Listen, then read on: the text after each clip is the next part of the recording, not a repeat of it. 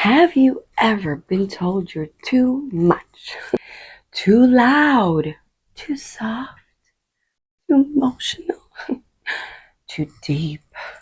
Well, I have. And for a long time, I believed them.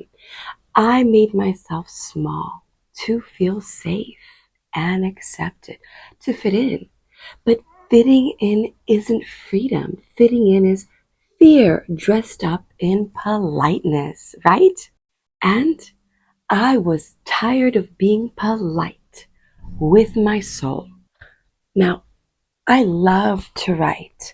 When I was younger, just throughout my life, that was one of my outlets that I wrote down my feelings and emotions. I was reflecting on one of my journal entries, okay, from when I was about 12, 13 years old.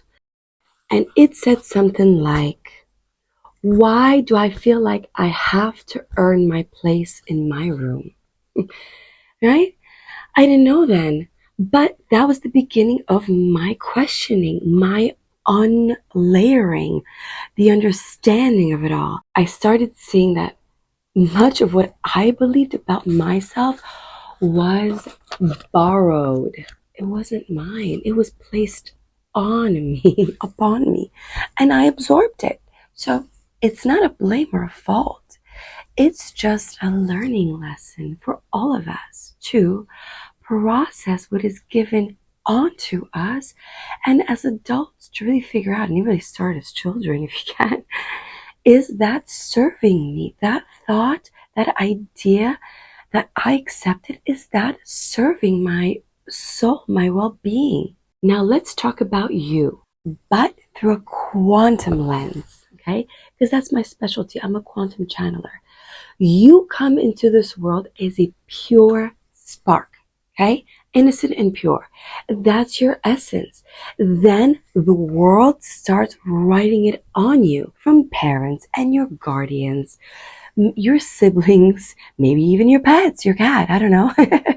Society, culture, religion, education, and school. And then the media pops in with your peers, okay?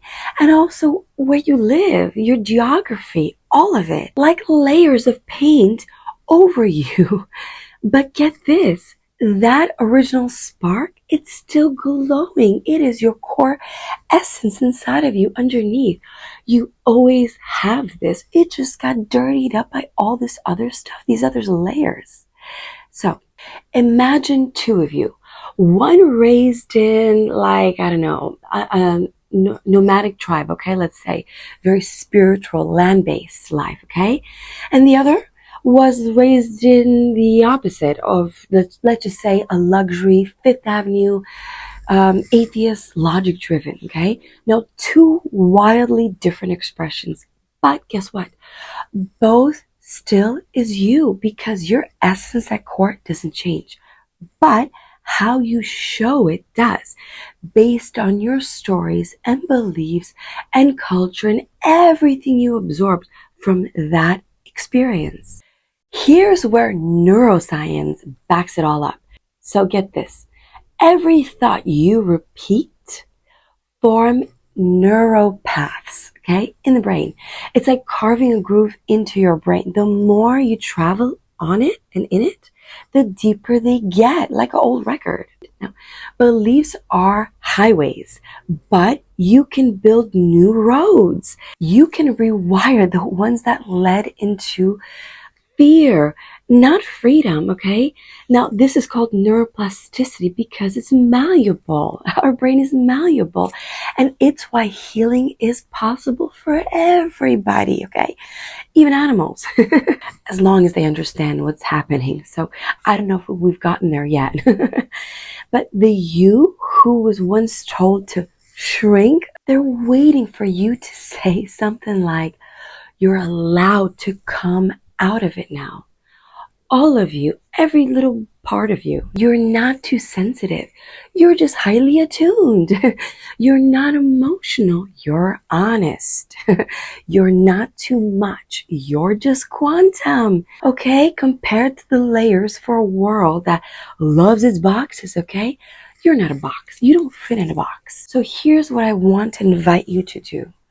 Next time you feel yourself folding in to make others comfortable, pause and ask, is this true to my core essence, to myself? And if it's not, lovingly choose different and say no. That's the revolution we're in. Truth seekers, truth tellers, to be whole in a world that profits from your fragmentation. Now, if this stirred something inside of you, which I hope it kind of did, right? I welcome you to my What the F Are My Triggers. It's a fun sheet. I know some people call it worksheets, but it's not work.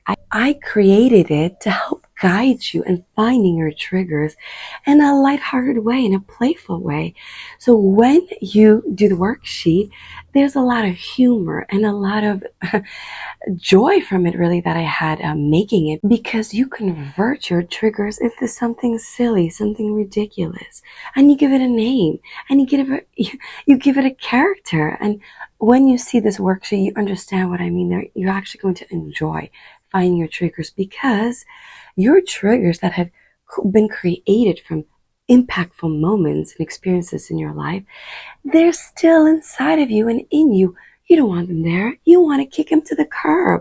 They don't belong in your life, and they're messing the whole picture that you want for your life, okay? So check out this free fun sheet that I created. It's somewhere in the link, in the description somewhere, easy to find. Now remember, you don't need to fix yourself. There's no fixing to be done. You just need to remember yourself, who you really are, before the world told you to be somebody else. And if nobody told you today, I want to tell you, I appreciate you, I love you, and you are exactly who you need to be now. And tomorrow's a different day, okay? Tomorrow you could be somebody else if you want to. You could change any day. And don't let anybody else tell you who to be. So I'll see you in the next video. Bye-bye for now.